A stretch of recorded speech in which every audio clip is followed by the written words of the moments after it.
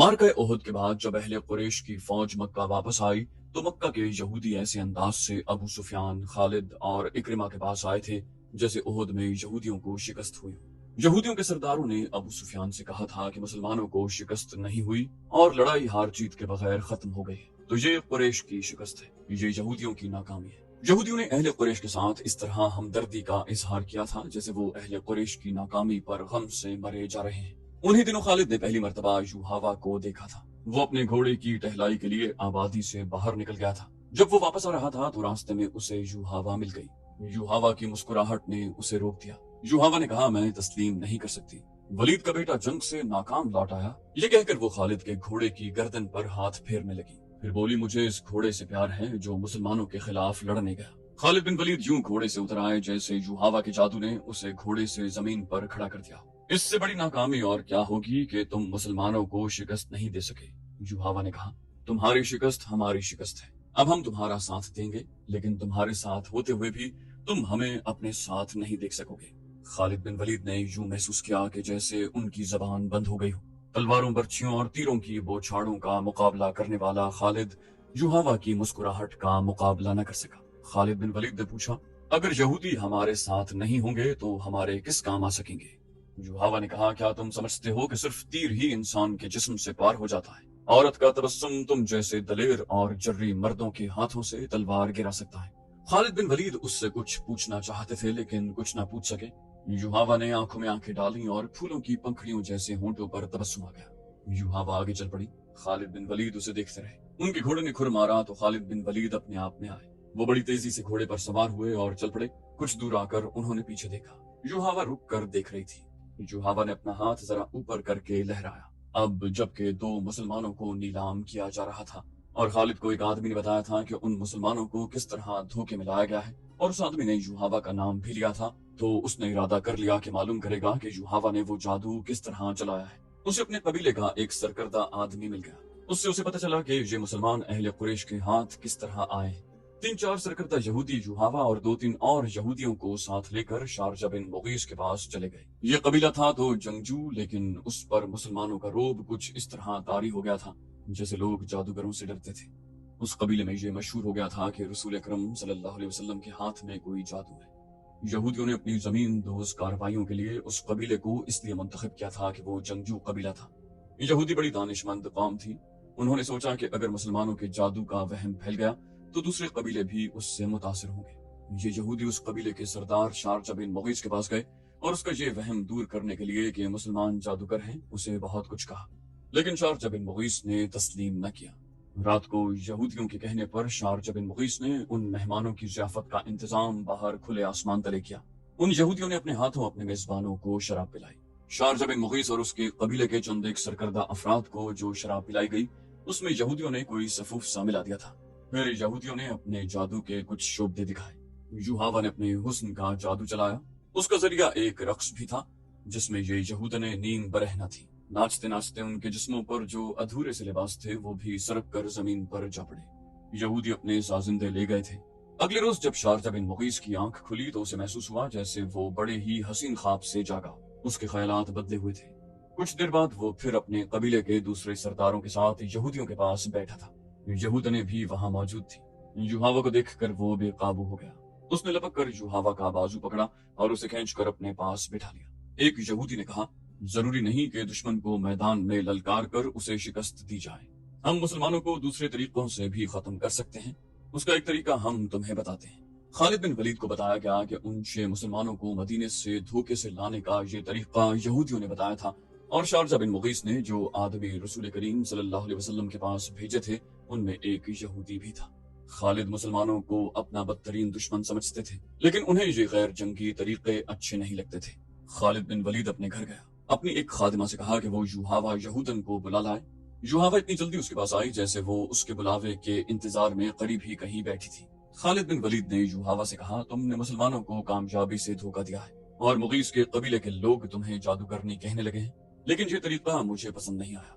यूहावा बोली, मेरी बात गौर से सुनो खालिद, तुम अपने कबीले के नामवर जंगजू हो, लेकिन तुम में अक्ल की कमी है। दुश्मन को मारना है, तलवार से मारो और उसे तीखी नजरों से हलाक कर दो। تیر اور تلوار چلائے بغیر دشمن کو کوئی مجھ جیسی عورت ہی مار سکتی ہے۔ آج 4 برس کے بعد جب خالد بن ولید صحرا میں تنہا جا رہے تھے تو یوحاوا کی باتیں اسے یاد آ رہی تھی۔ اس حد تک تو وہ خوش تھے کہ یہودی ان کے ساتھ تھے، لیکن انہیں یہ بھی معلوم تھا کہ یہودیوں کی دوستی میں جہاں مسلمانوں کی دشمنی ہے وہاں ان کے اپنے مفادات بھی ہیں۔ البتہ اس نے یہ تسلیم کر لیا تھا کہ یوحاوا اگر جادوگرنی نہیں تو اس کے سراپے میں جادو کا کوئی اثر ضرور ہے۔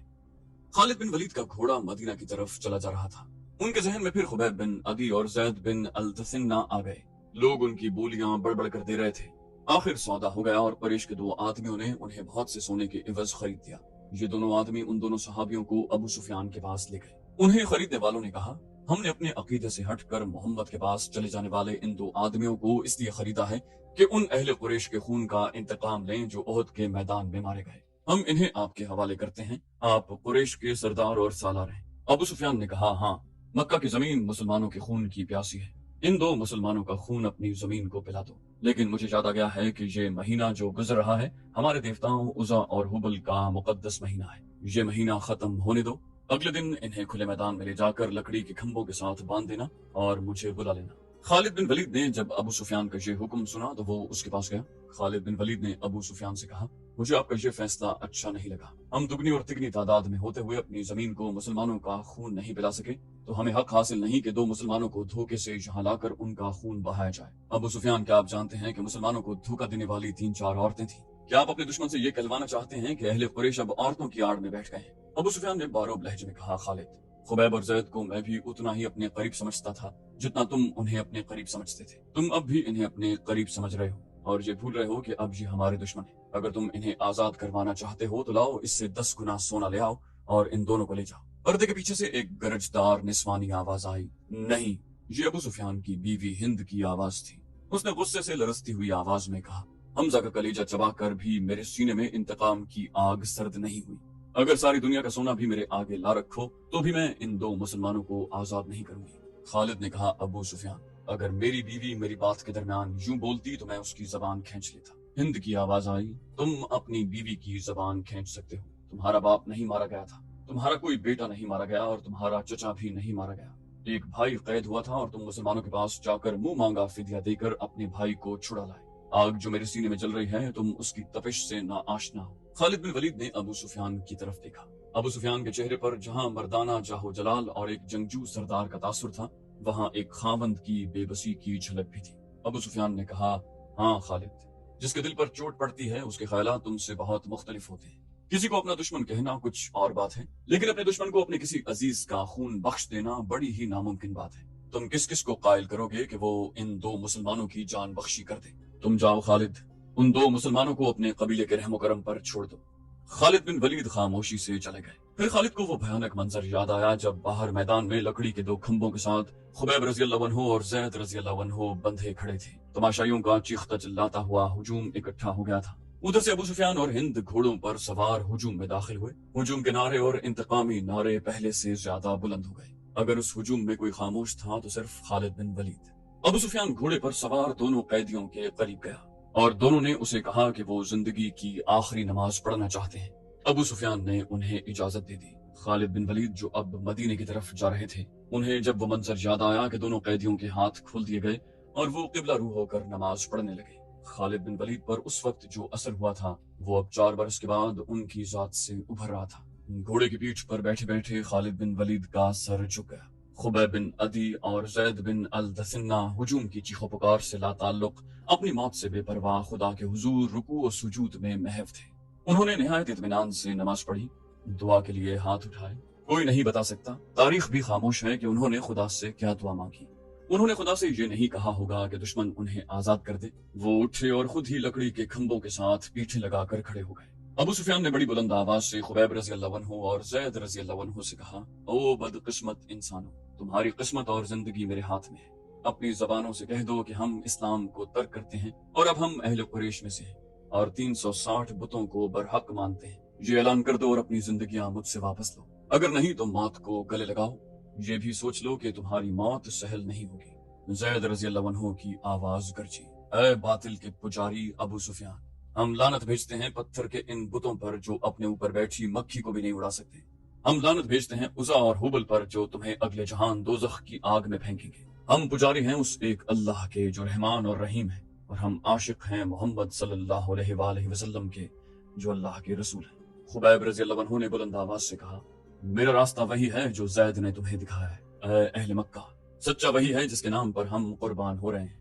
ہمیں نئی زندگی ملے گی جو اس زندگی سے بہت زیادہ حسین اور مقدس ہوگی۔ ابو سفیان نے حکم دیا، باندھ دو انہیں ان کھمبوں کے ساتھ، یہ موت کا ذائقہ چکھنے کے مشتاق ہیں۔ دونوں کے ہاتھ پیچھے کر کے کھمبوں کے ساتھ جکڑ دیے گئے۔ ابو سفیان نے گھوڑا موڑا اور ہجوم کی طرف آیا۔ ابو سفیان نے بلند آواز سے ہجوم سے کہا، عزا اور حبل کی قسم، میں نے اپنے قبیلے میں کوئی ایک بھی ایسا نہیں دیکھا جو اپنے سردار پر اس محبت اور ایثار سے جان قربان کرنے کے لیے تیار ہو جس طرح محمد کے پیروکار اس کے نام پر فدا ہوتے ہیں۔ ہند اپنے گھوڑے پر سوار کچھ دور کھڑی تھی۔ اس کے قریب اس کے چند ایک غلام کھڑے تھے۔ ایک غلام نے اپنے آقاؤں کو خوش کرنے کے لیے جوش کا ایسا مظاہرہ کیا کہ برچھی تان کر دونوں قیدیوں کی طرف کسی کے حکم کے بغیر بڑی تیز دوڑا اور کھمبے سے بندھے زید رضی اللہ عنہ کے سینے پر برچھی کا اتنا زوردار وار کیا کہ برچھی کی انی ان کی پیٹھ سے باہر نکل گئی۔ زید بن الدثنہ فوراً شہید ہو گئے۔ اس غلام نے سینہ تان کر ہجوم کی طرف خراج تحسین کی توقع پر دیکھا، لیکن ہجوم کچھ اور ہی قسم کا شور بلند کرنے لگا تھا۔ تماشائی کہتے تھے، یہ کوئی تماشا نہیں ہوا، یہ مسلمان اتنی سہل موت کے قابل نہیں، ہمیں کوئی تماشا دکھاؤ۔ ہند نے دبی آواز میں کہا، قتل کر دو اس غلام کو جس نے ایک مسلمان پر اتنا رحم کیا ہے، اسے اتنی جلدی مار ڈالا۔ کئی آدمی تلواریں اور برچھیاں لہراتے اس غلام کی طرف دوڑے، لیکن بہت سے آدمی دوڑ کر ان آدمیوں اور غلام کے درمیان آ گئے۔ ایک آدمی نے جو گھوڑے پر سوار تھا للکار کر کہا، خبردار، پیچھے کھڑے رہو۔ عربی خون اتنا بزدل نہیں کہ دو آدمیوں کو باندھ کر مارنے کے لیے قریش کا پورا قبیلہ اکٹھا ہو گیا ہے۔ خدا کی قسم، ابو سفیان کی جگہ اگر میں ہوتا تو ان دونوں آدمیوں کو آزاد کر دیتا۔ یہ ہمارا خون ہے اور یہ ہمارے مہمان ہیں، ہم ان سے میدان جنگ میں لڑیں گے۔ یہ خالد بن ولید تھے۔ ہجوم میں سے کئی آوازیں سنائی دیں، یہ ٹھیک کہتا ہے، دشمن کو باندھ کر مارنا عرب کی روایت کے خلاف ہے۔ تماشائیوں کے ہجوم میں سے بے شمار آوازیں ایسی سنائی دے رہی تھی جو کہتی تھی کہ ہم تماشا دیکھیں گے، ہم دشمن کو اس طرح ماریں گے کہ وہ مر مر کر جیے۔ تھوڑی دیر کے بعد تماشائیوں کا ہجوم دو حصوں میں بٹ گیا کہ ایک گروہ خبیب رضی اللہ عنہ کے خلاف تھا اور اسے وہ عرب کی روایتی بہادری کے منافی سمجھتا تھا، اور دوسرا گروہ خبیب رضی اللہ عنہ کو تڑپا تڑپا کر مارنے کے نعرے لگا رہا تھا۔ خالد بن ولید نے جب اہل مکہ کو اور دور دور سے آئے ہوئے تماشائیوں کو اس طرح ایک دوسرے کے خلاف نعرے لگاتے دیکھا تو وہ ڈرتے ہوئے ابو سفیان تک گئے۔ خالد بن ولید نے کہا، دیکھ لیا ابو سفیان، دیکھ لیں یہاں میرے کتنے حامی ہیں، ایک کو مار دیا ہے دوسرے کو چھوڑ دیں ورنہ اہل قریش آپس میں ٹکرا جائیں گے۔ ہند نے خالد بن ولید کو ابو سفیان کے پاس کھڑے دیکھا تو وہ سمجھ گئی کہ خالد بھی خبیب رضی اللہ عنہ کی رہائی کا حامی ہے۔ ہند نے گھوڑے کو ایڑ لگائی اور ان دونوں کے پاس جا پہنچی۔ ہند نے سخت بپھری ہوئی آواز میں کہا، خالد، میں جانتی ہوں تم کیا چاہتے ہو، کیا تم ابو سفیان کو اپنا سردار نہیں مانتے؟ اگر نہیں تو یہاں سے چلے جاؤ، میں نے جو سوچا ہے وہ ہو کر رہے گا۔ ابو سفیان نے کہا، خالد، اگر تم سمجھتے ہو کہ میرا حکم اور میرے ارادے صحیح نہیں تو بھی مجھے ان پر عمل کرنے دو۔ اگر میں نے اپنا حکم واپس لے لیا تو یہ میری کمزوری ہوگی، پھر لوگ میرے ہر حکم پر یہ توقع رکھیں گے کہ میں اپنا حکم واپس لے لوں۔ خالد بن ولید کو آج مدینے کے راستے میں یاد آ رہا تھا اور انہیں افسوس ہو رہا تھا کہ انہوں نے ابو سفیان کا حکم مان لیا۔ خالد بن ولید کی خوبیوں میں سب سے بڑی خوبی نظم و نسق اور اپنے سردار کی اطاعت تھی۔ انہوں نے اپنے سینے پر پتھر رکھ کر صرف اس لیے ابو سفیان کا حکم مان لیا تھا کہ اہل قریش میں حکم عدولی کی روایت قائم نہ ہو۔ ابو سفیان نے دو گروہوں میں بٹے ہوئے تماشائیوں سے بلند آواز میں کہا، اے اہل مکہ، اگر آج یہاں دو مسلمانوں کے قتل پر ہم یوں بٹ گئے تو ہم میدان جنگ میں بھی کسی نہ کسی مسئلے پر بٹ جائیں گے اور فتح تمہارے دشمن کی ہوگی۔ اگر اپنے سردار کی اطاعت سے یوں انحراف کرو گے تو تمہارا انجام بہت برا ہوگا۔ ہجوم کا شور و غوغا کم ہو گیا تھا، لیکن خالد نے دیکھا کہ اہل مکہ کے کئی ایک سردار چہروں پر نفرت کے آثار لیے واپس گھروں کو جا رہے تھے۔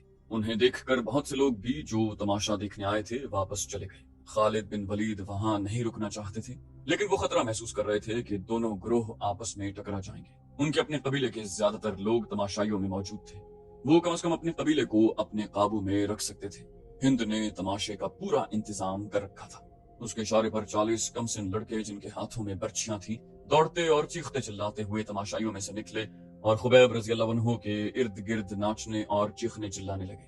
دو چار لڑکے برچھیاں تانے ہوئے خبیب رضی اللہ عنہ تک جاتے اور دوڑ کر خبیب رضی اللہ عنہ پر وار کرتے تھے، لیکن خبیب رضی اللہ عنہ کو گزند پہنچائے بغیر ہاتھ روک لیتے۔ خبیب بدکتے اور نعرہ لگاتے تھے، میرا خدا سچا ہے، اور محمد صلی اللہ علیہ وآلہ وسلم خدا کے رسول ہیں۔ چند اور لڑکے اس طرح برچیاں تان کر ان پر ہلہ بولتے جیسے خبیب رضی اللہ عنہ کے جسم کو چھلنی کر دیں گے، لیکن وار کر کے وار روک لیتے۔ خبیب رضی اللہ عنہ کے بدکنے پر تماشائیوں کا ہجوم داد و تحسین کے نعرے اور قہقہے لگاتا۔ لڑکوں کا یہ کھیل کچھ دیر جاری رہا۔ اس کے بعد لڑکوں نے یہ طریقہ اختیار کیا کہ برچی کا وار بڑی زور سے کرتے، لیکن خبیب رضی اللہ عنہ کے جسم پر اتنا سوار لگتا کہ برچیوں کی انیاں کھال میں ذرا سی اتر کر پیچھے جاتی۔ بہت دیر تک یہی کھیل چلتا رہا۔ تماشائی داد و تحسین کے نعرے اور خبیب رضی اللہ عنہ اللہ اکبر اور محمد رسول اللہ کے نعرے بلند کرتے رہے۔ خبیب رضی اللہ عنہ کے کپڑے خون سے لال ہو چکے تھے۔ ابو جہل کا بیٹا اکرمہ ہاتھ میں برچھی لیے ان لڑکوں کے پاس جا پہنچا اور انہیں ہدایات جاری کرنے لگا۔ لڑکے اب اپنی برچیاں خبیب رضی اللہ عنہ کے جسم میں چپ ہو رہے تھے۔ وہ گول دائرے میں گھومتے اور ناچتے۔ خبیب رضی اللہ عنہ کے جسم کا کوئی بھی حصہ ایسا نہ رہا جہاں برچھی نہ چبھی ہو اور وہاں سے خون نہ ٹپک رہا ہو۔ ان کے چہرے پر بھی برچیاں ماری گئیں۔ جب بہت دیر گزر گئی اور لڑکے ناچ ناچ کر اور برچیاں چبو چبو کر تھک گئے تو اکرمہ نے لڑکوں کو وہاں سے ہٹا لیا۔ خبیب رضی اللہ عنہ خون میں نہائے ہوئے تھے اور ابھی زندہ تھے۔ وہ ہر طرف دیکھ رہے تھے۔ ان کے نعروں میں کمی نہیں آئی تھی۔ اکرمہ ان کے سامنے کھڑا ہو گیا اور برچھی تان کر خبیب رضی اللہ عنہ کے سینے میں اتنی زور سے ماری کہ فاصلہ کم ہونے کی وجہ سے برچھی خبیب رضی اللہ عنہ کے جسم سے پار ہو گئی۔ خبیب رضی اللہ عنہ شہید ہو گئے۔ ہند کی گرجدار آواز سنائی تھی، ان کی لاشیں یہیں بندھی رہنے دو، اب کئی دنوں تک ان کی لاشوں کے گلنے سڑنے کا تماشا دیکھتے رہو۔ یہ واقعہ جولائی 625 عیسوی کا تھا، جو اب خالد بن ولید کو یاد آ رہا تھا۔ انہوں نے اپنے دل میں درد کی ٹھیس محسوس کی۔ خبیب رضی اللہ عنہ اور زید رضی اللہ عنہ کے قتل نے قریش کے سرداروں میں اختلاف کا بیج بو دیا تھا۔ جس طرح ان دو مسلمانوں نے آخری وقت نماز پڑھی اور اسلام سے نکل آنے پر موت کو ترجیح دی، اس نے قریش کے کئی سرداروں پر گہرا اثر چھوڑا تھا۔ خود خالد بن ولید نے اگر اسلام کی نہیں تو خبیب اور زید رضی اللہ عنہ کی دل ہی دل میں بہت تعریف کی تھی۔ تو دوستو یہ تھی ہماری آج کی ایپیسوڈ۔ امید کرتے ہیں آپ کو ہماری ایپیسوڈ پسند آئی ہوگی۔ جانے سے پہلے اس ویڈیو کو لائک، شیئر اور کامنٹ کرنا مت بھولیے، اور اگر آپ ہمارے چینل پر نئے ہیں تو اسے سبسکرائب کیجیے اور بیل آئیکن پر کلک کیجیے تاکہ آپ کو تمام ویڈیوز فوراً ملتی رہیں۔ اگلی ویڈیو تک کے لیے اپنا خیال رکھیے۔ اللہ حافظ۔